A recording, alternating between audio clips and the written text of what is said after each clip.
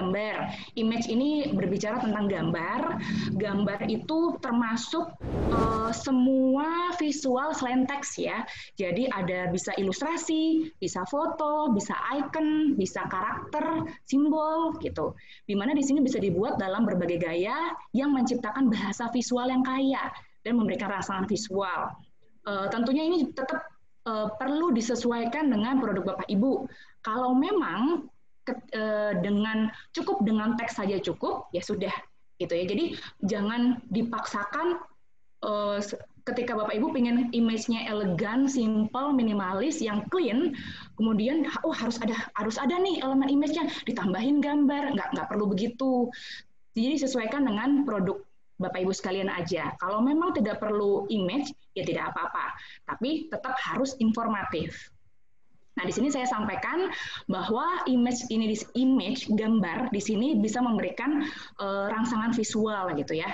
Seperti di sini Juice School di sini dengan ada ilustrasi ini akan menambah kekayaan rasa gitu. Jadi berasa ramenya ini pas dengan karakter produknya Juice School gitu ya, Juicy Cool, jadi juice. Jadi untuk gambar di sini bisa pertama fotografi.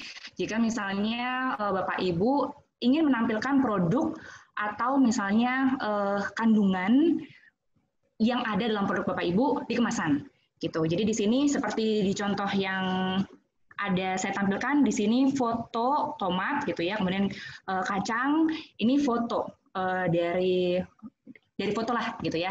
Nah di sini ketika memilih fotografi untuk kemasan, foto itu harus dalam kualitas yang baik, high resolution, jadi nggak pecah tajam gitu ya. Karena foto yang pecah itu bisa mengurangi kualitas brand gitu. Jadi sebaiknya memang fotonya ini dalam kualitas yang baiklah, tajam. Kalau misalnya mau ambil dari internet stock, ini pastikan foto tersebut free royalty, jadi bebas hak cipta. Ini sebetulnya ada caranya, ketika di Google itu settingannya pilih yang hak untuk penggunaannya itu dapat dimodifikasi gitu. Jadi kalau dipakai ini aman. Karena kalau misalnya foto tersebut ada yang punya dan ketika kebetulan misalnya dia melihat foto itu ada di produknya Bapak Ibu, kemasannya Bapak Ibu, ini bisa jadi masalah gitu. Jadi baiknya cari aman aja. Tapi kalau misalnya mau lebih aman lagi, baiknya melakukan pengambilan foto sendiri gitu. Ini ada materinya nanti akan disampaikan juga ya dalam sesi besok ya kalau nggak salah gitu. Atau membeli foto secara legal. Kemudian yang kedua ilustrasi. Ilustrasi ini boleh juga bisa menjadi pilihan untuk kemasan. Kayak misalnya ini ada contohnya ya, ini ada ilustrasi bentuknya, jadi bukan foto tapi gambar, gitu. Jadi kayak kartun gitu ya. Di sini lagi-lagi sesuaikan dengan konsep produknya gitu.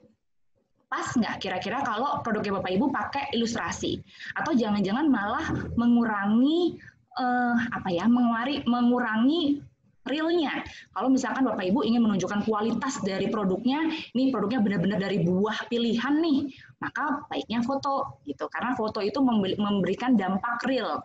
Tapi kalau ilustrasi dampaknya imajinatif gitu. Jadi lebih fun.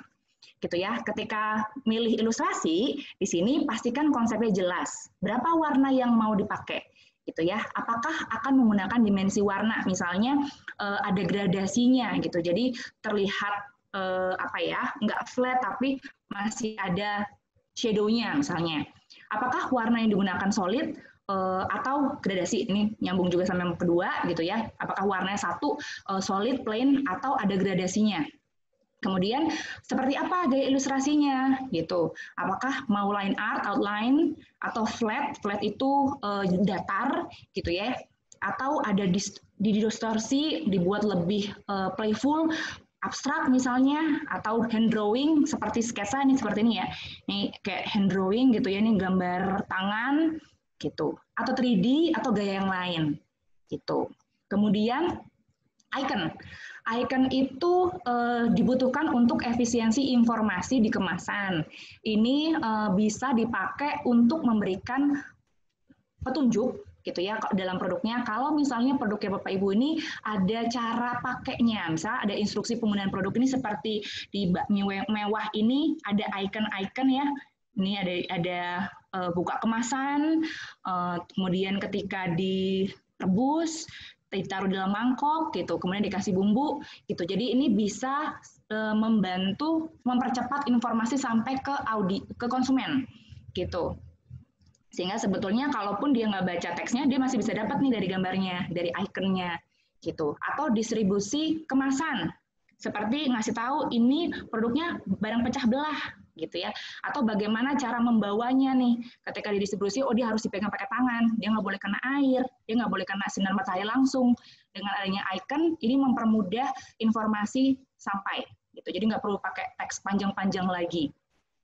Cara menyimpan produk bisa, atau informasi bahan dan komposisi atau yang lainnya. Nah, sama seperti ilustrasi tadi, icon juga perlu memiliki gaya yang sama. Kayak di sini ya, gayanya sama. Jadi dia pakai satu warna coklat, kemudian dia ya outline art aja ya, tapi tetap kelihatan bentuknya gitu.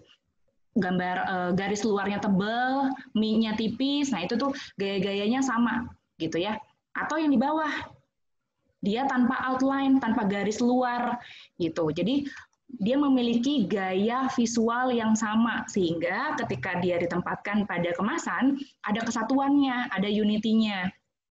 Usahakan bentuk icon tuh sederhana gitu, jadi nggak usah terlalu ribet atau rumit. Kemudian pattern atau tekstur. Sebetulnya pattern dan tekstur ini tambahan, ini elemen grafis tambahan. Kalau misalnya ini memberikan emosi lebih atau memberikan kesan tertentu gitu. Dia bisa berupa bentuk geometris, dia bisa berbentuk bentuk-bentuk yang abstrak gitu ya, atau figuratif, bergambar gitu. Dia hanya sebagai latar untuk nambahin kesan aja gitu. Bisa juga memberikan dimensi pada layout. Ketika misalnya teksturnya itu tumpang tindih sama teks, jadi belakangnya itu tekstur, depannya itu teks. Nah itu bisa memberikan dimensi layer gitu ya. Dia bisa memberikan mood, personality. Kalau misalnya ingin ngasih kesan dreamy, misalnya patternnya itu apakah ada pattern awan-awan atau brush yang soft gitu ya. Bisa menciptakan kontras, bisa memprovokasi emosi tergantung apa pattern yang dipakai. Kemudian menciptakan kedalaman. Tadi ya, karena dia memberikan dimensi pada layout. Tapi pastikan bahwa pattern atau tekstur itu tidak menimbulkan polusi visual. Wah, pengen nih pakai pattern atau tekstur. Terus saking senengnya, tumpuk sana, taruh sini, ceplak, akhirnya full, penuh. Sehingga jadi polusi. Gitu. Jadi orang melihatnya itu malah sumpek. Gitu. Nah, ini juga perlu hati-hati. Biasa triknya itu pattern yang terlalu penuh, warnanya diturunin aja, jadi nggak menonjol dia. Nah, foto dalam kemasan ini bisa dipakai satu untuk memperlihatkan produknya. Nih kayak di sini ya, ini di Indomie ini foto untuk menunjukkan bahwa isi produknya itu mie ini. Ini kayak Oreo, ini biskuitnya seperti ini, gitu. Jadi memperlihatkan isi dari kemasannya itu apa. Apakah biskuit, apakah mie, gitu ya, dan yang lainnya.